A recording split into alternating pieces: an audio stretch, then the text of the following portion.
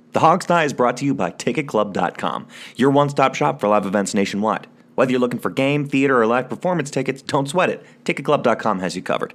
So make sure you're going there for all your live entertainment needs, and make sure you're clicking over to them from the banner at the top of thehogsdie.com.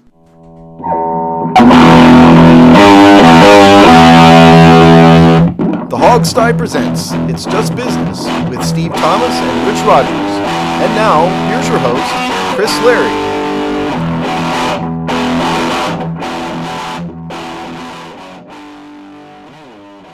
Hello and welcome to another episode of It's Just Business on the Hog's Die Network, the show where we look at the dollars and cents of the sports, industrial, media complex. I'm joined by my gabbers in arms, as always, Steve and Rich. How you doing this morning, fellas?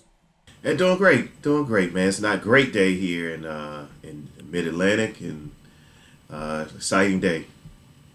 Yeah, I'm here. I'm doing all right. Just very excited about watching, Iran and Morocco in World Cup soccer. Yeah. I think I'm going to stay up all night to watch, soccer in Moscow. It's football. Oh, I'm sorry. Yeah, it's football. Yeah. I keep telling these Euro guys, it's not what you're playing is soccer, and nobody listens to me. I heard all they do is get insulted. Yeah, the official term is they call what we know as football American football. So when they refer to the gridiron internationally, it's called American football. So I just call it boring, yeah, but that gets them even more insulted. And floppy. All right, we'll you can heap more derision on soccer/football here in a few minutes. We do have that on the agenda. So let's jump into it. The first story, we're going to stay local. We're, of course, associated with the Washington Redskins fan blog and website. So we're going to keep it local and discuss a little bit, have the Redskins fell back to the pack, or is the pack caught up to the Redskins in terms of interest, media, and overall ranking in the Washington sports landscape? As you know, obviously, well, you might not know, but the Washington Capitals won the Stanley Cup. Yay. I'm not here to celebrate. But it was... You've been celebrating all week. That's right. Yes, you are here to celebrate. Yeah, right. Well, I can't celebrate anymore and stay healthy, maybe. Interesting time to look at this because we have a first DC championship in quite some time. We've got... reality is it's a four-sport town now officially, with the Nationals having some sustained success and probably having an exciting year and creating their own history of playoff failure.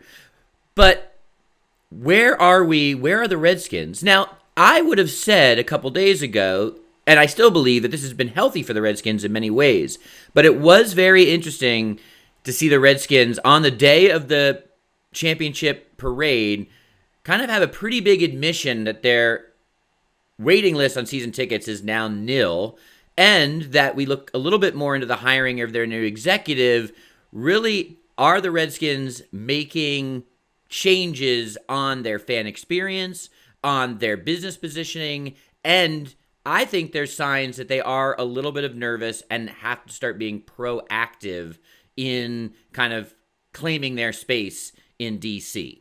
And there's some other little details and data we can sprinkle into the discussion, but I will stop monologuing and turn it over. Has the Redskins given up their wide margin in dominance in the DC sports marketplace? Well, I mean, first of all, Rich, you're a DC native. You're the only one that lives in DC, so I'd like to get your opinion of this first, because you're the one that's seen it live in person. I think based on what I've seen, that there's a whole generation, and not just millennials, but there's a whole generation. I think the Caps have ignited people who have not been here. So, for example, again, as a native Washingtonian, I've been here, so I'm old enough to remember the Redskins in their glory. I think that a championship in this town, and also having a likable team. The Caps are likable guys, so I think that helps. The media, and if you look at the age of the guys that are actually covering local media sports, many of these guys are in their early 30s, late 20s, early 30s themselves. So they would not remember even the 91, 92 Redskins Super Bowl team. So I think that the Redskins have taken a temporary backseat.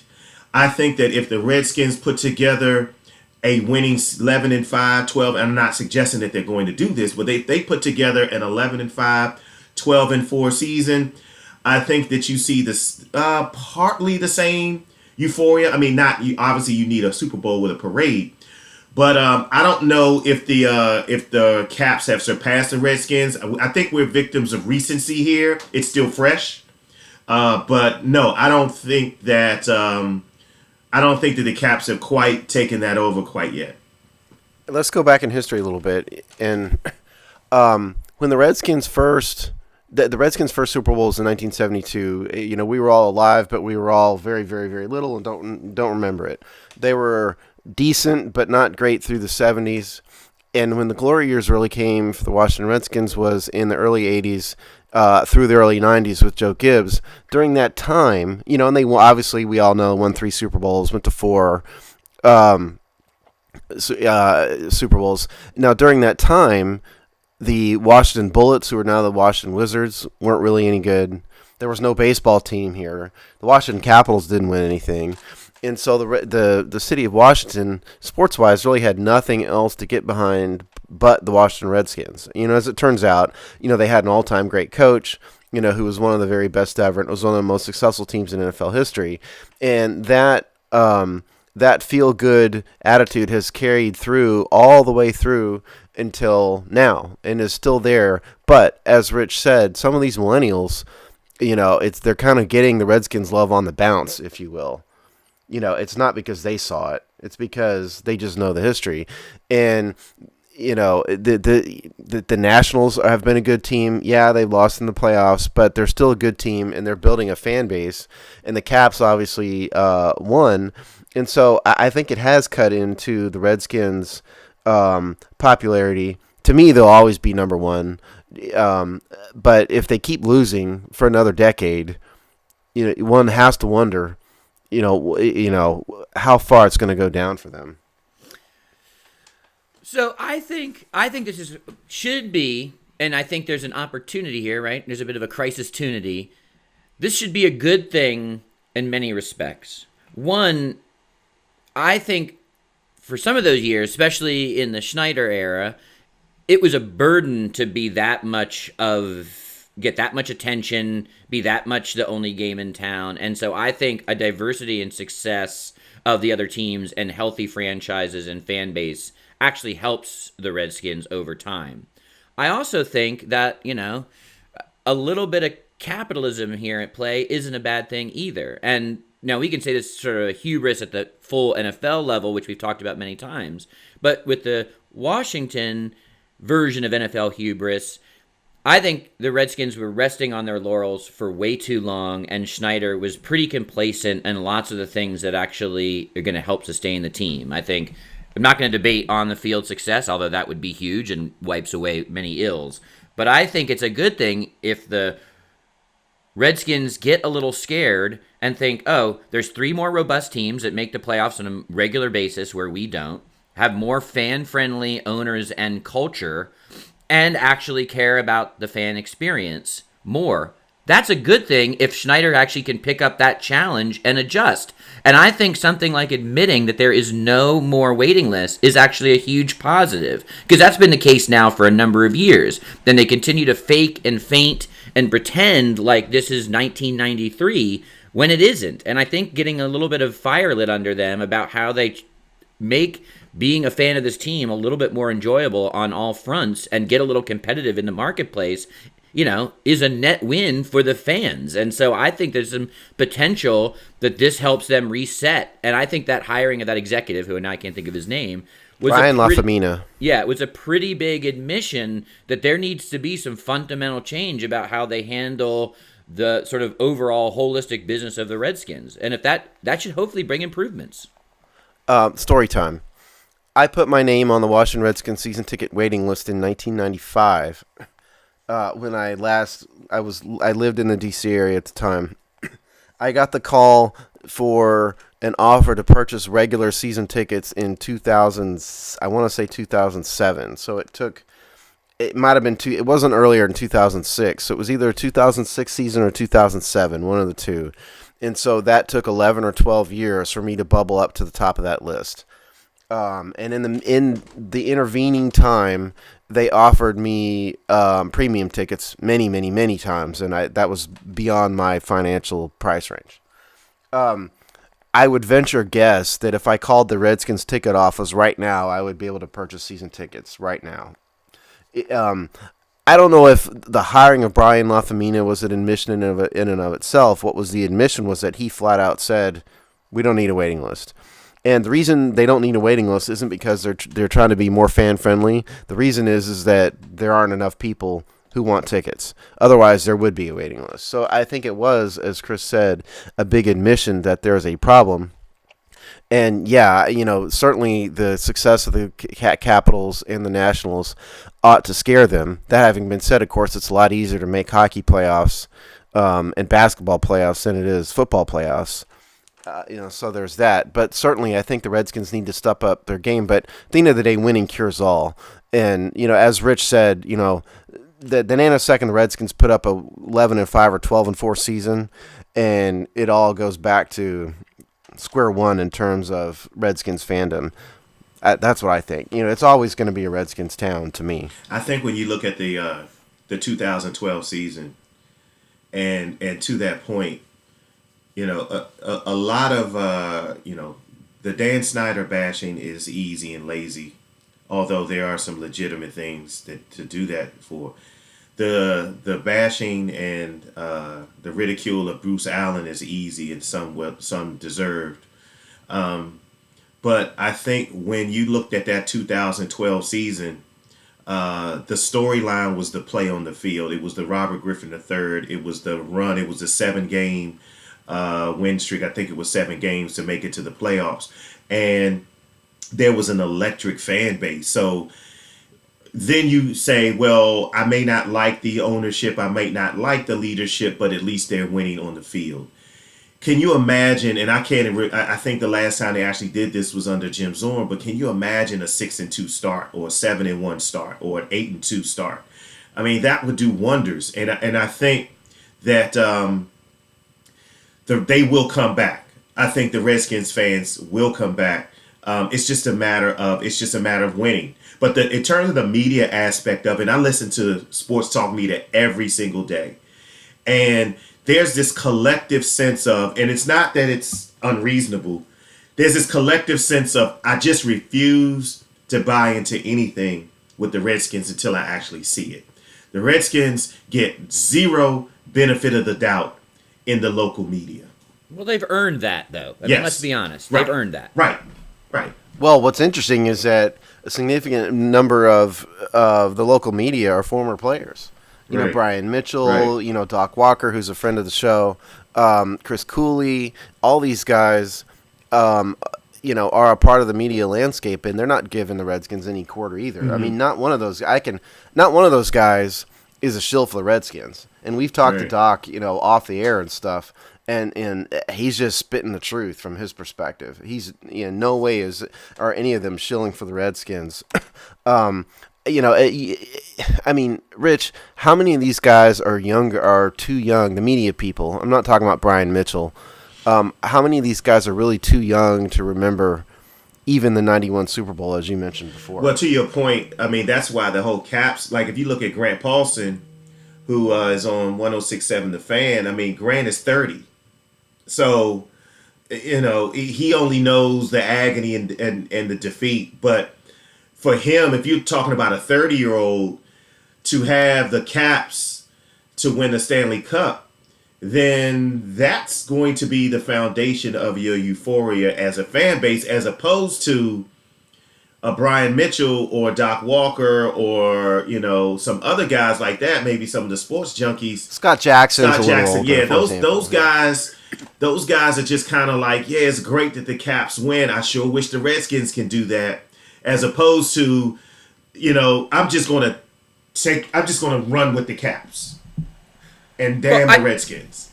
I think there's also a positive narrative around the Caps took the pressure off all the teams, right? Some of that like loser city, no championship, and we've seen it in other cities. Saw it in Chicago, we've seen it in Boston area. One team wins a championship, and it kind of throws some of that monkey off the back, and the other teams and fan bases can take a breath and move on. And so I think there's some positivity there, and even that kind of great for the Caps. How about the Redskins? I think is definitely a sign of that. So I think there's some real positive bits. Of course, if the Redskins were 11-5, you'd get the electricity. What I think is what is kind of worrying Schneider, I'm going to take it more as that they're picking, like hopefully they pick up the challenge flag, is that the reality is in the NFL, you're going to string together 7-9 to 9-9 to 10-6 good teams. Those are their off years, right? And so how do you sustain a fan base and continue to grow when you're mediocre? And the reality is that the play on the field the last couple of years, I'd say the hallmark of the Gruden era, which I hope continues, is they've actually established being mediocre, which was that's a positive. It's an improvement.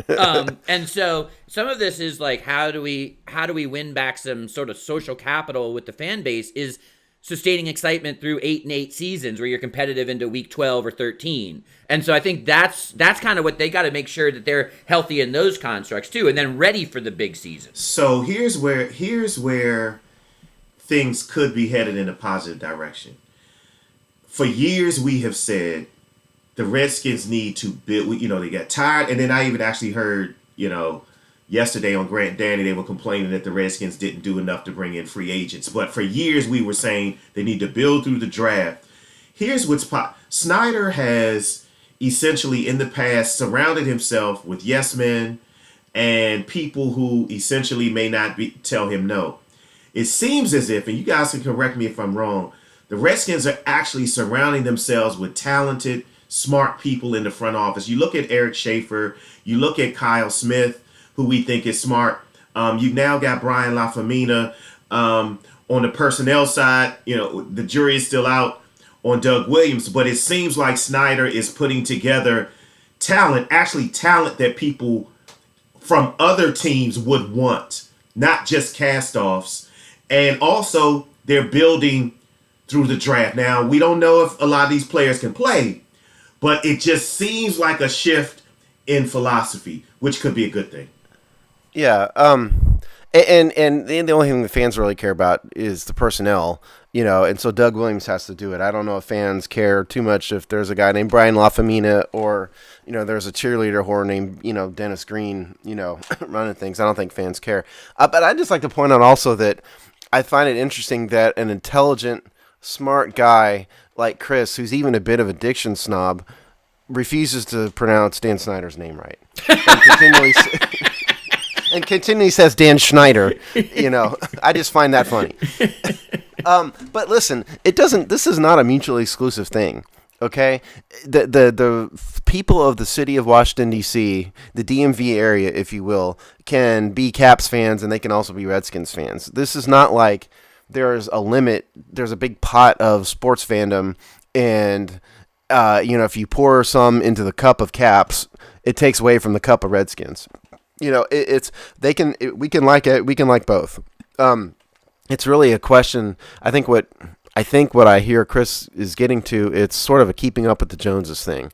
The city's getting behind another team, and so the Redskins need to step up their game, and not only in terms of play on the field, but in marketing and how they treat the fans. I think that's what you're getting at. Isn't that right, Chris? Yeah, it should be a positive. Competition is a good thing, right? I mean, that's and I agree. You can be fans of all. So I think that's a super, super healthy thing. And we'll see. We see what they do. I think there's some positive momentum. It is pretty stark though. And this is, I'd say I come from a positive view on this, but the Rams-Skins game from the regular season drew about a 12+ in the local market, which people wrote about at the time was kind of an all-time low. And hockey playoffs getting similar to better numbers. Stanley Cup versus regular season, I get all that. But those are some stark numbers, and I just think it means this Redskins organization is going to have to compete in the market a little bit. Yeah. I think this is the first time in, I'd say, 8 years since Jim Zorn left, or this is the first time in a long time that there is really no drama led storyline this offseason. No quarterback issues, no, personnel. I mean, this has been so far a very quiet offseason, drama free. Yeah. So far. Yeah, that's good. And in terms of the ratings stuff, it's great that people are watching the Capitals. I'm all for it. It's not taking away from football. This is my point. There was not a football game on during the Stanley Cup Finals. All of these teams can do well. All of these teams can do well in the D.C. area. So it's just to me, it's just a matter of winning. No, I think if you win, that's it. It's a marker of the strength of the market. The other thing, you guys, that and this hit me yesterday when I was talking to a fiance of a coworker, is that the Caps pull on the Baltimore market a lot more than people think. That's a huge point. Yeah, they I watch Baltimore news in the morning, and because I work in Glen Burnie, and it's suburban Baltimore, and they have a lot of Caps lead in. So the Baltimore market has embraced the Caps as well, which is another huge part of it too. They're the only team, and which is strange since Wizards / Bullets started in Baltimore, but they really are the one true two-city market team in that area. Yeah, which does not like to be equated with each other. It's actually right. an interesting phenomenon. Yes, and they actually admitted it on the news that the sports anchor said. I literally heard him say, he said, okay, one thing we were taught, if you were raised in Baltimore, you were raised to hate everything DC. So he said, except the Caps. Yeah, it is an interesting bridge. All right, we're going to move on and talk about something that all of us are just bristling with excitement to discuss, to get into. We're, sleepless nights to tune into Red Rocket radio coverage or whatever of the World Cup. The World Cup, guys. It's finally here. I've been doing nothing but dreaming about international soccer for months.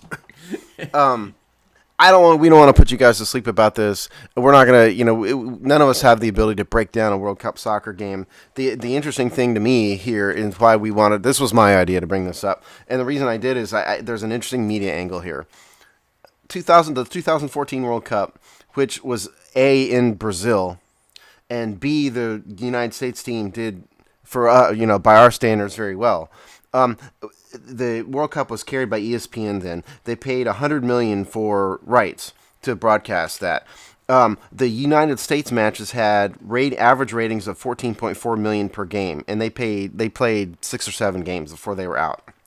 And they got a total viewership of 56.57 million. Now, fast forward to 2018, this World Cup is not in Brazil, it's in Moscow, it's in Russia, which is 8 time zones away. The United States team is not even in this World Cup, and Fox paid $425 million for the rights to broadcast 2018 and 2022. And so if you divide that in half, that's $212.5 million if it's an even 50-50 distribution split for the 2018 World Cup. So they are paying over twice what Fox paid, and they have a time zone problem, and the United States team isn't in it. So you have to think that ratings are going to be drastically down from what they were 4 years ago. So there's that point A, and then point B is I'm curious about you guys' opinion.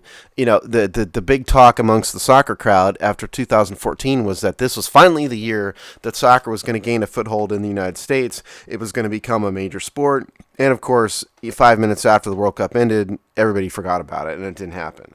So that having been said, of course, the MLS is expanding aggressively right now in an attempt to reestablish the marketplace. So I'd like you guys' opinion on all of that. Well, I was listening to an interview on the. They were just actually talking about this on the local radio, and the question was whether football and basketball are pulling the athletes that could potentially play soccer. And the answer was no. There are plenty of athletes to go around. It's just the popularity of the sport needs to continue to grow. We know Josh Norman is a huge soccer fan, so who knows if he would have played soccer. But it's just not. It's not going to take over. The origins of the sport were not in this country. So I just don't think it's going to. It's not. It may have plateaued. I don't know. Well, Josh Norman's a good example, of what you're talking about because, Norman is, what is he, 5'10"?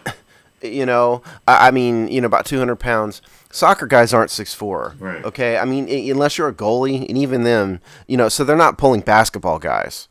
Let's forget about the geography of it, because, inner city kids play a lot more basketball than they do other sports because, there's courts and balls easily available. But forget that for a minute. A guy who's 6'8", and can jump is going to play basketball no matter what. That's not really a soccer body. What is a soccer body is 5'10", 180 pounds. So Josh Norman is a guy, but Josh Norman played football.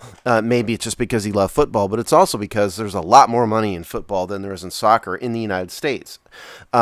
If you move to England and become a part of the Premier League, or Europe rather, and become part of the Premier League, you can make a ton of dough, but you have to go to Europe. And so, the way to make money in the United States is, sports-wise, is football, basketball, and baseball. And that's fundamentally why these guys are playing those sports. If you can make a lot of money in soccer, there'd be a lot more elite athletes playing soccer. It's as simple as that. But I don't think... Go ahead, Chris. Sorry. Soccer in the U.S. is both probably, in one way, the most popular sport in America, and that's one of its biggest blockers to actually being at the pro sport or even like Olympian level in terms of interest from American populace. And that is, what is it? I'm making this up, but I would be probably close. 75% of all 9-year-olds in America play soccer, right? And I think it's such a youth, it almost has a youth sports stigma. Like it's something in America, something 9-year-olds do, right? Or, and so in some ways you can't go to a field in a suburban America in the spring or fall and not run into soccer courts or see soccer games, right? So, but that never translates. And I think it's got the stigma of being something that kids do. It's an easy sport to organize. It's an easy sport for kids to play. And it's like a child's game in a way that these other sports aren't. And then probably connecting to what you're saying, Steve, is there's no financial elevator there that's seen as viable past the age of 11. Go ahead, Rich. I also think that but see, the thing is, though, youth soccer in this country, to me, seems like a gateway sport. It's not something like in other countries where it's ingrained in the culture and you continue to play it and you play it and you play it and you play it until you get to a level where you're either going to be a professional or you're not. Whereas soccer is the foundation, it's to get coordination, it's to learn to work as a team, and then you have parents that can't cheer at the games and everybody gets a trophy and everybody is great. I'm just speculating, but that doesn't seem that in Argentina that they do that just for team building. It's what parents do is organize physical fitness for their kids. That's what soccer in America is. Yeah, in the United States, we have Division I football teams who are scouting middle schoolers, scouting 7th graders in football. And we have the same thing in baseball. In baseball, we have colleges and even pro scouts who are scouting young high school kids or even lower. We don't have that in the United States in soccer. I think you're exactly right, Rich. It's a gateway thing. I don't think that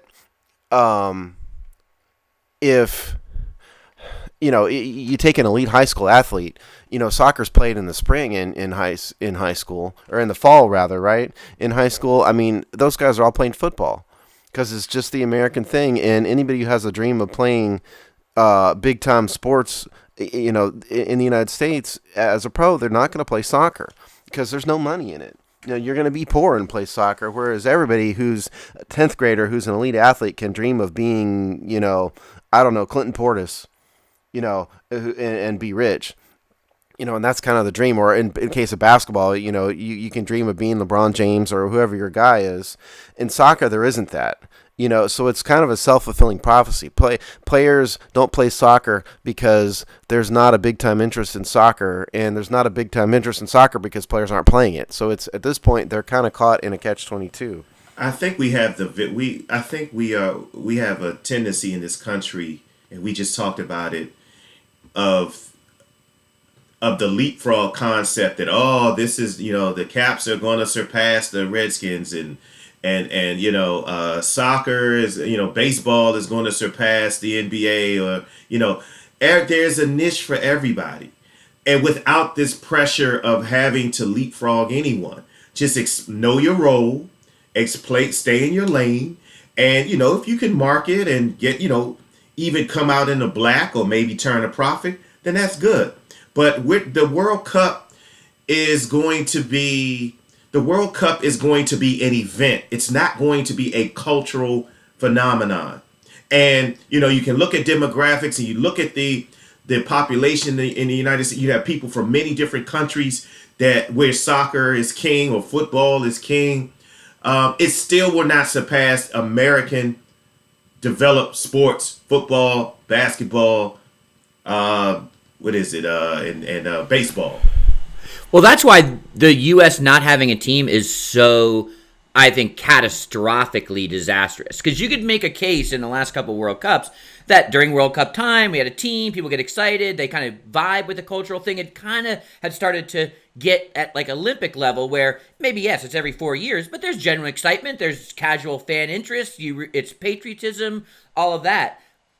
I think they'd gotten to what you're talking about, Rich, a niche every 4 years that was kind of good. People vibed out on absolutely. it. It's worth, without a U.S. team, I mean, obviously the ratings would be down 8 time zones away. But without a U.S. team, I mean, I think this puts back all those gains over the last couple of World Cups. It is catastrophic. It will hamstring that momentum for years to come. Oh, I agree completely. And like I said at the top of this, the average viewership in 2014 in the U.S. matches was 14.14 million. That's football game territory. Chris, you just mentioned in our last segment that the Caps are drawing 12 million, right? Isn't that what you just isn't that what you said? Getting a 12 share in DC. Oh, 12 share. Okay, that's different. But 14.14 million is very solid viewership. Fox, the reason we started this, at the top with the idea that the Fox paid $425 million, they're going to get slaughtered. They're going to absolutely get slaughtered in ratings. They're going to lose a fortune. They're probably ready to hang themselves at Fox Sports headquarters right about now over this. They knew it was going to be down anyway because of the time difference. Because you're not going to catch the casual fan. It's just not going to tune in to a football game, a soccer game rather, at 9 a.m. People just aren't going to do that. Whereas if it's in Brazil, it's primetime viewing, all of that. But yeah. Go ahead. Yeah, I mean, just without the United States in it, United States casual fans just can't get excited about, Iran and Morocco or whatever the case is. They're just not going to watch it. So, particularly with the time difference. So take DC United for example. DC United was one of the 10 charter teams in MLS, and they won 8 titles. Does anybody know that the DC United won 8 out of 10 titles in the first 10 seasons? Nobody knows that, except I just looked it up. Very few people, care about it. It was not surpassing anything. Nobody knew that. But I will say this: there are people who like soccer knew that, and it's a source of pride. But all of that to say, they weren't even a blip on the radar. So it's they drawing 10,000 a game. Well, and when they played at RFK, and their capacity at RFK at the time was 45,000. I don't know if they sold those out. Now the new stadium for the DC United is 20,000. It is that tells you something right there, doesn't right? It? So, but here's the thing: the fact that they were able to build a brand new stadium at Buzzard Point, which is near Nat Stadium, it just shows that there is a market, but it's a very small one. So let's not, if they fill 20,000, let's not get cute and think that Major League Soccer is on the come up just because you got a new stadium. If a team that won 8 titles gets a stadium and they can't, the capacity is 20,000, and I know they're not filling that on a regular basis, that tells you something right there. That tells you something. I don't want to bash soccer. Guys out there, if you like it, good for you. It's your thing. It's not my thing. I don't find it entertaining. But just from a media perspective, it's just nowhere in the vicinity, nowhere close to becoming a major sport. It's more like watching curling in the Olympics, as Chris said earlier, than it is something that is in the public consciousness. And I just know when we see the ratings of this World Cup, Fox is just going to get just hammered. Now, you just know they are. I mean, I would watch curling over soccer. But yeah, I would too. I find that more entertaining. Let me make one last point on this. So the other thing where there is a marketing niche is that we obviously know, and not to get political, there is a high immigrant population in this country. And so if you're from El Salvador, or you're from Panama, or wherever you're from, and you live in this country, and you have an opportunity to go see soccer, which is your country's national sport, then I think that that's a good thing, and there's a marketing niche there. Just like, let's just say I lived in London, and I am a Redskins fan, but for some reason my job pulled me over there. I would probably be chomping at the bit to get tickets to whatever NFL game came to. You understand what I'm saying? So it's a matter of pride in the sport. So you just have to imagine if we lived abroad and an NFL game was being played somewhere abroad, I think we would flock to it immediately. I have some. Okay. Real quick, I have some attendance figures. This is courtesy of SoccerStadiumDigest.com, 2017 MLS attendance. The DC United were ranked, of course I just lost it, 16th out of 22 in terms of attendance. They were drawing an average of 17,904 per game. The top team apparently was something called the Atlanta United FC, which I guess that's football club. They were apparently averaging 48,000, which just blows my mind. And then the on the opposite end of the spectrum, FC Dallas drawing 15,000 and an average per game. So that's the range. So Atlanta 48,000, the Seattle Sounders, who I didn't know existed, drawing 43,000, and then next down is Toronto at 27. So that's attendance. So that's that's basketball attendance.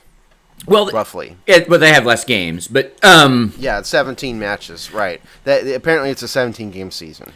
So I think the long-term story of this, to Rich's point, is positive. And they made strides. That's why not having a U.S. team is just detrimental. Now, Fox, soccer, U.S. soccer, blah blah blah, has the biggest panacea they could ask for after this disastrous World Cup from a U.S. perspective, in that they just won the bid to bring the World Cup back to the United States. And so you could, if we're talking, kind of dire circumstances here now, nothing will reinvigorate even just at an event and excitement like bringing it here. So they kind of got lucky, or were aggressive in getting that to help. So that will change the narrative in 4 years. And the home team gets an automatic bid, and so the U.S. men's team will be in the tournament no matter what. Yes. So they're lucky there. They've got an out. And by the way, I mean, the U.S. women's national soccer team is way more accomplished than the men's team. But, and people get behind it to a certain extent when the Women's World Cup comes up. But that's even lower on the totem pole in terms of viewership, attendance, and everything else. And, I know that and we need to move on, but the U.S. women's national team actually sued the United States Soccer Organization. Whoever runs them, I can't even remember who they sued. Right, for equal pay. Equal pay. And my first thought was, well, the equal pay thing goes out the window because it's not as popular. But what they proved in that lawsuit actually was that the U.S. women's team is making more money than the men's team because they were more popular and had a greater viewership than the men's team. And so in that case, they had a point. That's another discussion for another day. But the salaries have to do with income, which has to do with ratings, and that's why you're not making a lot of money in soccer. But most people can name a Mia Hamm. Most people can't name a famous male, international soccer star, U.S. soccer star. I couldn't name one. Can't Fun name fact. one. No. Went to high school with Mia Hamm. No. Josh Norman. That's who I. That's about as close as we can get, Josh Norman. All right, so we're gonna move on. I think we've spent our allotted federal government regulated time on sports podcasts for soccer in the U.S. So we now can move somebody's on. going to cut us off if we keep talking about soccer. We got kind of a quick hitter segment here to close us out. We've got sports players in the courtroom. We have 3 stories from the court blotter, as it were.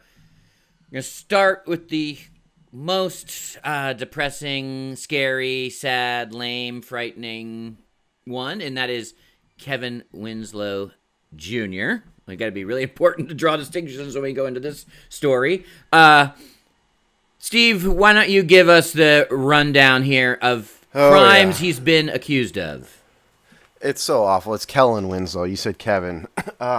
Recall that Kellen Winslow Sr. was a Hall of Fame level tight end with the San Diego Chargers. Kellen Winslow Jr. played at the University of Miami, and back when he was almost drafted over, 12, 13 years ago, the Redskins were contemplating drafting him over Sean Taylor, if everyone recalls. Thank goodness that they didn't do that. Kellen Winslow, last week, meaning the first week in June, was arrested and charged with burglary in a trailer park, which sounded awful, fine. And he got arrested a few years ago for possession of synthetic marijuana, which in the grand scheme of things is pretty minor, but a story that came out of that arrest was that a witness saw him allege that he was pleasuring himself in a parked car in the parking lot of a Target, and that's a bit odd, a bit strange. But it's taken a turn for the dramatic worse for Kellen Winslow. He's been charged with kidnapping, rape, and forced oral copulation of a 59-year-old woman back in March, kidnap, rape, and sodomy of a 59-year-old woman in May, indecent exposure, which went along with that, and then burglary with an intent to rape a 71-year-old woman in June, and then this burglary with intent to rape an 86-year-old woman in June. That goes back to the trailer park arrest last week. So if he gets convicted on all those things, he is going away most likely for the rest of his life. A sad thing, he's just, of course, innocent until proven guilty in this country, so I refuse to condemn him until a jury does. But off the top of my head, I'd say it looks really, really bad for him in terms of his pending lack of freedom. That's Kellen Winslow. Let me just say I apologize to Kevin Winslow Jr. for linking your name to that punch list of crimes. My bad. Yeah, Kevin's mom's not going to be happy with you, whoever he is.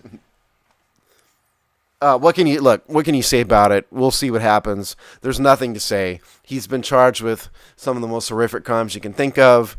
We'll wait for a trial and see what happens. That's all you can say. That is all you can say. Just horrible. There's no way we can break that down or make it remotely interesting or good. So let's just move on. All right. So we're gonna ramp it up in positivity a little bit. Rich, you want to give entertainment value, perhaps. Rich, you want to give us an introduction on our always somehow in the news Reggie Bush update? Sure. So Reggie Bush is $12.5 million richer today. A jury awarded Reggie Bush $12.5 million after they determined that the St. Louis Rams organization was negligent in their taking care of their field. So in 2015, Reggie Bush played for the San Francisco 49ers, and he was returning a punt and was pushed out of bounds and couldn't stop his momentum. And he ended up going all the way to the concrete ring that they refer to as the concrete ring of death at St. Louis, at the stadium in St. Louis. And he slipped on the tarp and suffered a torn ACL. and the jury indicated that the the Rams organization was negligent in the manner in which they cared for their field, and subsequently found them responsible for Reggie Bush's for the damages to Reggie Bush's knee. So the St. Louis Rams argued, well, he had a pre-existing condition. How can you prove that this came from his ACL actually came from that slip and fall? So, and this actually could have precedent around the league. I know there's been a lot of talk about the turf at FedEx, so this could open a can of worms. So let me turn it over to our legal Steve Matlock. Take it away, Steve. Well, I'm a bit younger than Matlock. This is a super interesting case, and I must confess I didn't know about it until Rich mentioned this when we were preparing for the show. Look, this is your classic premises liability case, and I've never heard of an NFL player ever suing an NFL team on premises liability theory. This is the equivalent of you slipping and falling in Walmart. Is what this is. And he also sued the city of St. Louis, but the jury verdict apparently was only against the Rams, because the Rams, I would assume, have primary responsibility for the stadium on game days, and I would assume that's why the jury would assume that's probably why the jury did not find against the city. But this is really interesting, and what he got a really big verdict. Was it $12 million? 12.5. That's the okay. The reason why the verdict is so big is that damages in a negligence case have to do with what the person lost as a result of the injury. So in the case of Reggie Bush, this is not the same as you or I slipping and falling in the stadium. We're not going to lose $12 million. Reggie Bush lost an NFL career, which is highly lucrative, and so that's the reason for the verdict that's so big. It's because he can prove that he lost X number of years of NFL salary because of his injury. So it's very interesting that there's this kind of case out there. It's very unusual because it happened off the playing surface of the field. The only way it could really happen on the field is if there's like a hole in the turf or something and he caught an ankle. That kind of thing would be a premises case.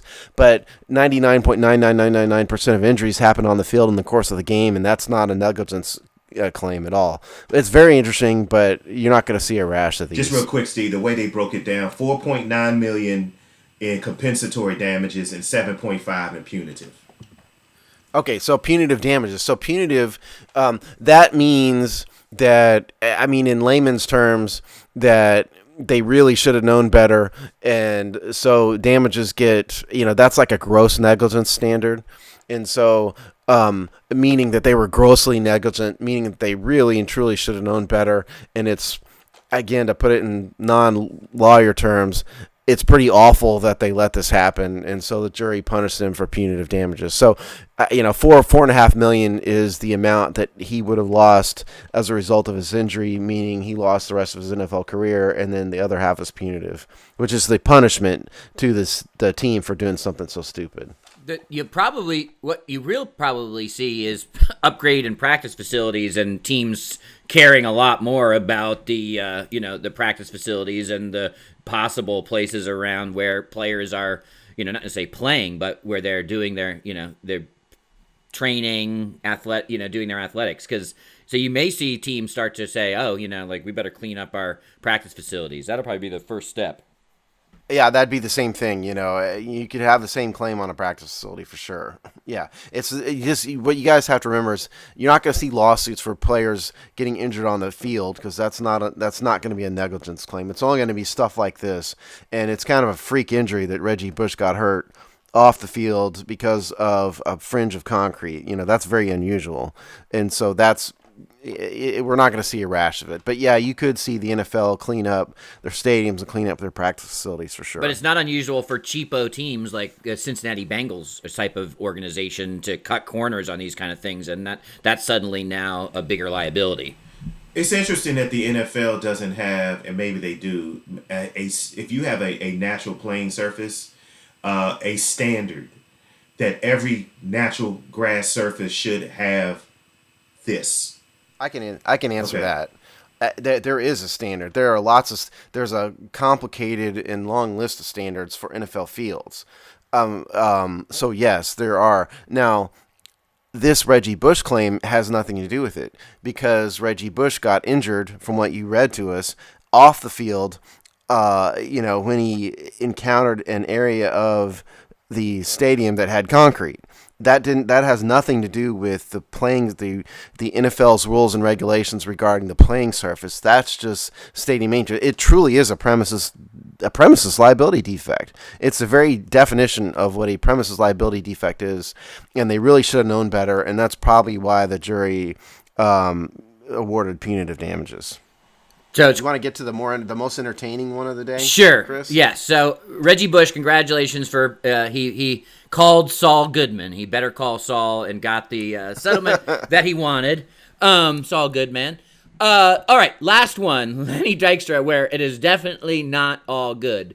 If you've been following the saga of Lenny Dykstra, fortunes won and lost, steroids, crazy stories, he's gotten himself into another one where apparently in New Jersey he had called an Uber driver and in the process of the drive had requested a change in locale. The Uber driver decided that he did not want to make the change in locale, or was going to probably wanted to charge him for the first locale and then say charge you for a second locale if you're adding it, I would guess, from their business model. Well, Lenny Dykstra was not having that, and so instead he pulled a handgun and put it to the temple of the Uber driver and ordered him to take him to his destination.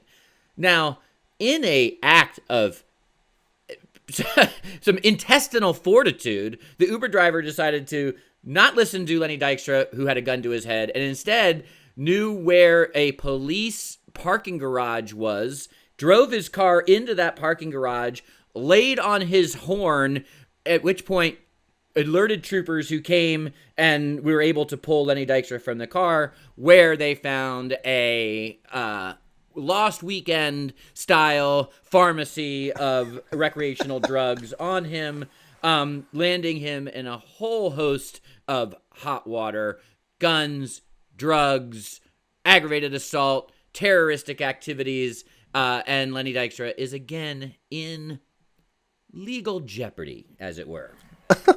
Lenny Dykstra is a worthless loser of a human being. I find the trouble he gets himself into to be entertaining in a sad and pathetic kind of way.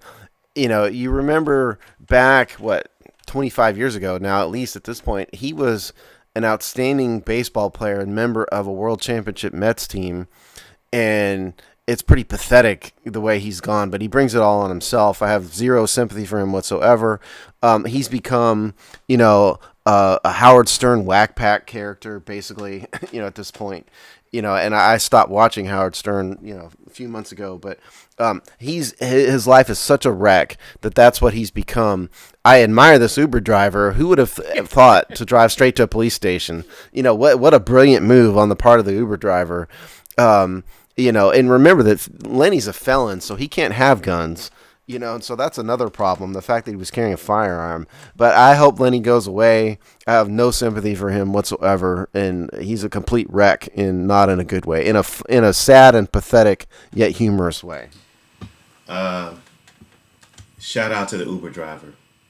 As you said, that takes an amazing amount of courage. So, these guys on train wrecks. Hopefully he gets help, and he gets help in some type of padded facility or a facility with a lot of steel and iron.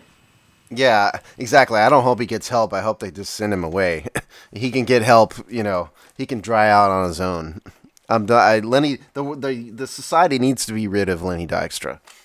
A much less Uber driver would have dropped him off at his crack house of request and been done with it. Yeah. All right. Well, with the misadventures of Lenny Dykstra, in some ways there are bigger names, but he is going to be one of the negative poster children of the steroid era.